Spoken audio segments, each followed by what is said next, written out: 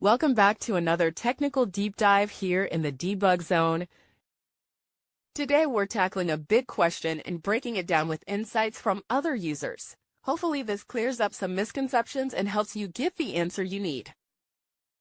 So buckle up, stay a little curious, and let's jump right in.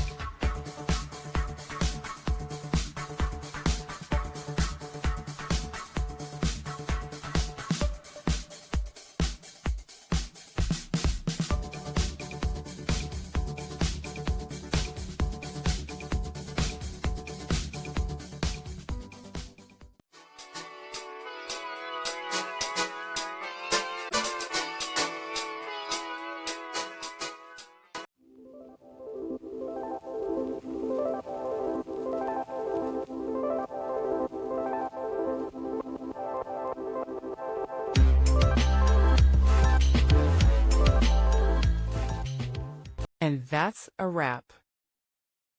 I hope you found the answer you were looking for. If you did, take a second to hit that subscribe button. It really helps out. And let me know in the comments which solution worked best for you. See you next time in the debug zone.